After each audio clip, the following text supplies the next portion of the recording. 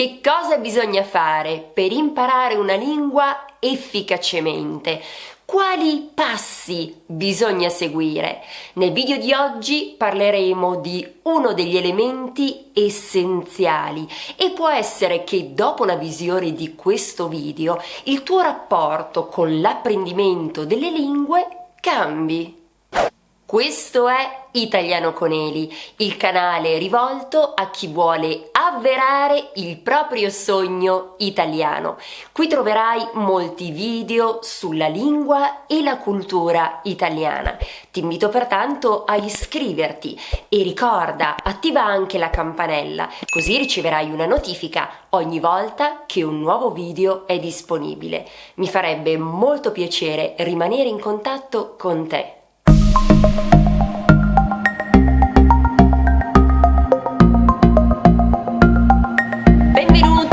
Benvenuta a Italiano con Eli. Io sono Elisabetta e negli ultimi anni ho aiutato centinaia di studenti a migliorare o anche a imparare da zero l'italiano. Come language coach, il mio ruolo è quello di accompagnare chi impara una lingua, facilitando il processo di acquisizione linguistica. Oggi ho deciso di parlarti di uno degli elementi che per me sono essenziali per poter imparare una lingua.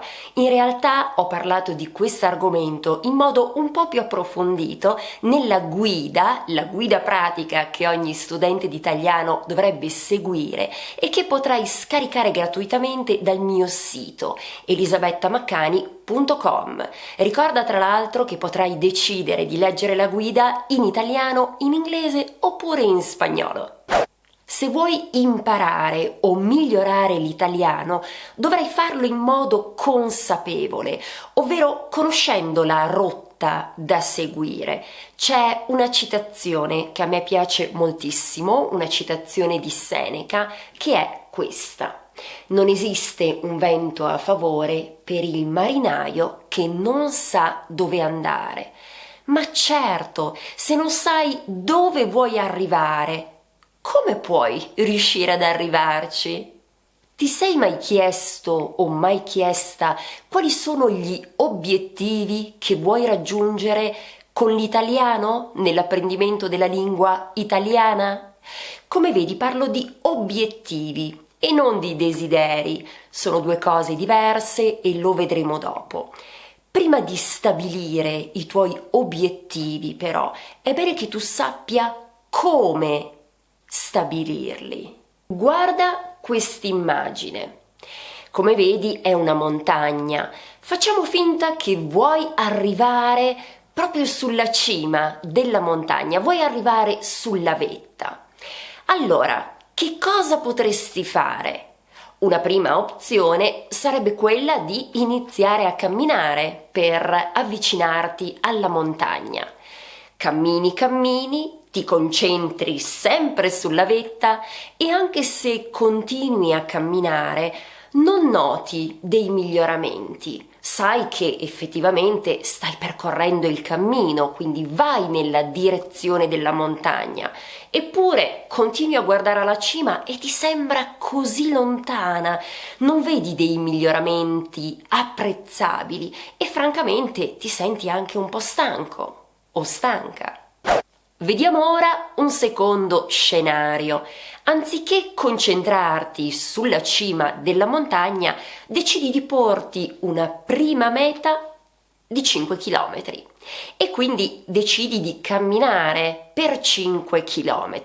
Questa volta ti concentri su questo primo pezzo di strada. Sai che non sarà molto lungo e che non richiederà troppo sforzo.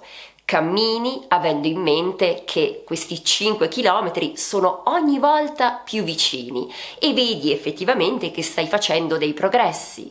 Quando arriverai ai 5 km ti sentirai soddisfatto o soddisfatta e molto probabilmente avrai voglia di continuare con il secondo tratto di strada. Ora ti chiedo, secondo te, quale dei due scenari è il più favorevole per raggiungere la cima della montagna? Fuori di metafora, ciò che voglio dire è che ridurre il più possibile i tuoi obiettivi linguistici in parti più piccole ti consentirà di concentrare la tua attenzione su una minima porzione del processo di apprendimento. Ti posso dire che nella mia esperienza ciò che ho visto è che molti apprendenti, molti tra gli studenti che vogliono imparare l'italiano si pongono come obiettivo la fluenza. Voglio essere fluente in italiano. Ma caspita, questo è un obiettivo estremamente ambizioso che coincide con la cima della montagna. Forse sarebbe più facile, anziché avere un macro obiettivo, suddividere questo obiettivo in porzioni più ridotte, in sotto-obiettivi più piccoli, più facilmente raggiungibili, in modo che la motivazione continui ad essere alta e non ti scoraggi.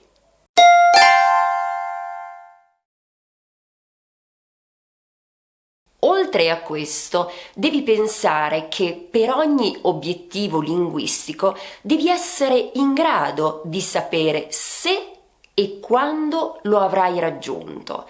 Per esempio, se un obiettivo è quello di utilizzare in modo corretto il presente indicativo in italiano, sarà molto semplice riuscire a capire se effettivamente sei in grado di farlo.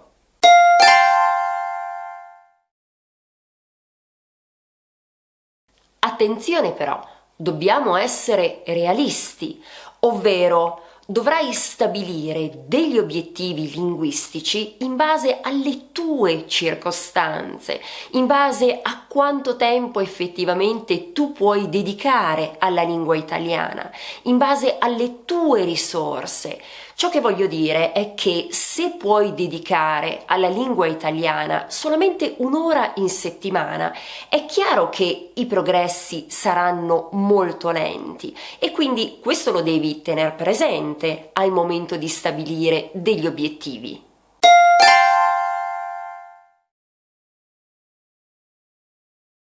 Ora, se pensi agli obiettivi che hai stabilito, li senti tuoi? Sono importanti per te? Li hai stabiliti tu oppure l'insegnante? Li trovi funzionali? Li trovi utili? Questo è un punto fondamentale perché se per te la meta non è poi importante, come farai sistematicamente a fare il possibile per raggiungerla?